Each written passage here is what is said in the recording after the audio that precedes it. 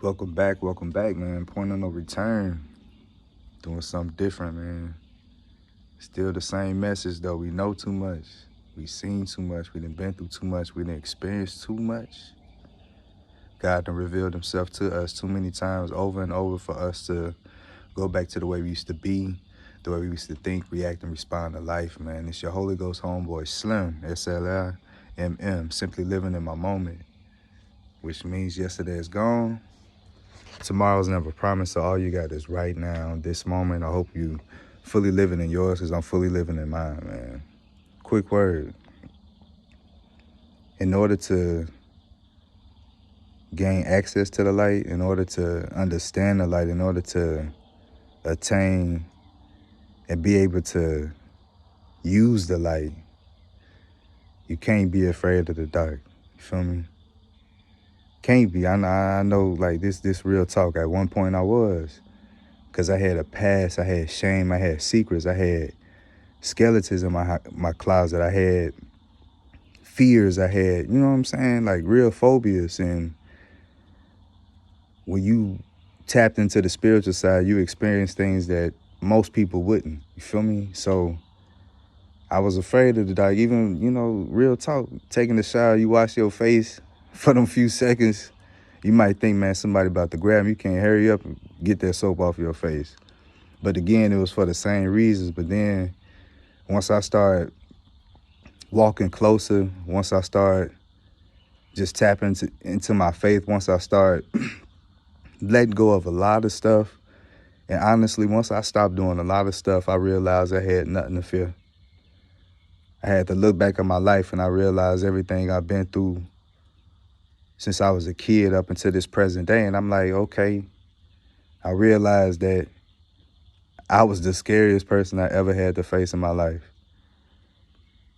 Letting go some of the things I've done, some of the things I've experienced was one of the hardest things I've ever had to do. But, again, I had to stop being afraid of the dark. And, like I say, that's how I pray. I pray too in the daytime, morning time. I pray any chance I get. But really, when I really tap in, it's in the dark. And regardless of what I hear, regardless of what's going on in the spiritual realm, because you can still hear, you can feel when you're in the presence of other beings. I'll put it like that. Just like you can experience the Holy Spirit when it comes upon you and you feel that peace, or you feel that you can't control, you feel that fire, you feel me, because you want to cry, you want to praise, you want to worship. Okay, same thing. You can feel negative energy and negative entities too, and I sit there and I pray. I don't let nothing take me out of my zone. I don't let nothing take me out my conversation with God. You feel me? I just chill, and I'm telling you, it's because I face myself. Then I've had seizures. I had one that almost put me out, you feel me, for good. I cracked my head open to my skull and was bleeding out, you feel me, and situations like that, you feel me. I've had weapons drawn on me. First time I was 5 years old, you feel me, real talk. But I said all that to say, like, these were all situations that were terrifying, but it had nothing, it compared not to facing myself and facing my reality. And, at my lowest point, like I said, I just felt like I couldn't deal with it all, and I tried, yo. Matter of fact, it's 2024, so it's been 10 years. Coming in November, I had a suicide attempt because I couldn't, I told myself I couldn't deal with life and the world would be a better place without me. So I tried, and that was my darkest point, my lowest point, my scariest point. I was dealing with depression and didn't understand it, didn't know it, couldn't articulate it, stuck in myself, stuck in my darkness, stuck in my clouds, basically living a double life. I was a supervisor, able to go to work and do what I needed to do. And I was, worked at a group home, man, a boys' home, and I was able to keep them encouraged and lead them to the light and do all kind of amazing stuff up there, but then come home and be sad, be withdrawn, isolate. A lot of times just emotionless, couldn't laugh, couldn't cry, couldn't do anything. I was just like a robot kind of, you know what I'm saying? My body, my mind know what it needed to do to survive, and that's what it did. And one day it just came crashing down, you feel me? And that night changed my life forever, you know what I'm saying? Instead of me going to hell, because I did die. I felt my heart stop. I took my last breath, felt my heart stop, and shifted. And God brought me to him. And we had a conversation. And he asked me, why did I do what I did? And I told him, you know, I didn't know who I was. I didn't know who I was created to be. I didn't know what good I had, what value I had, you feel me? Because of the way I was treated by others, the way I treated myself. Just the way my life was going, everything I've tried, it just didn't work. Graduating high school 4.0, go to college, same thing. That didn't work. Playing ball, got hurt, same thing. That didn't work. It was so many things I poured my all into, relationships, and it just ended with a child. Move on to the next thing. So I was just tired of just a lot of stuff, and that's on top of everything I went through as a child. So he brought me to him, and I just explained everything, and he just told me, like, if you want to see the beauty, basically, if you want to see the light, you got to be able to see it down here while you alive. If you can't see the beauty in life, if you can't accept things, you can't accept yourself and use that to motivate you to be better and to be your best self, then you can't expect to receive something better in the afterlife. You have to receive it down here. And he just told me everything I want, everything I desire from the heart is mine, but I had to do it his way. Had to do it his way. Had to accept my purpose, had to accept my calling. He told me, like, I can't escape this. And like I say, he showed me some things. We went in detail on a lot of things. He explained a lot to me. And he just told me that it was going to grow from there. And then I woke up on my couch and I started fighting for my life. And ever since then, slowly but surely, I've been turning it around. And come past time, 2020, we get hit by the hurricane, lose everything, had to relocate, stand in the shelter, stayed in the church 6 months. It's crazy, bro. Bed literally on the pew. Dirty laundry literally in the choir stand while people attended church at this time. It was a crazy experience, but everything that we wanted, we needed, you know, we had, you feel me? And we had a lot of support and had the transition. Like I say, during that time, that same year, I had 2 seizures, months apart. Feel me? Had to find a job. It was crazy.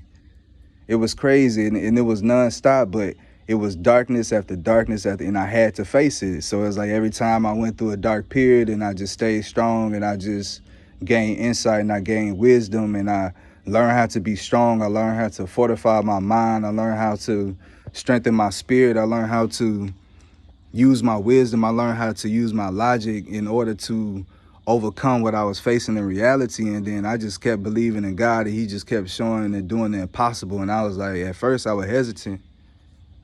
Yeah, question myself. So, you know, I go to therapy, you feel me? So this ain't no joke, this ain't no game. I've taken all kind of tests, and it's been proven that, yeah, people do possess spiritual gifts, and, you know, you might be one. And this path, this road is difficult, it's winding, it's twisting, but it all leads to God. And if you're not strong, it could flip you.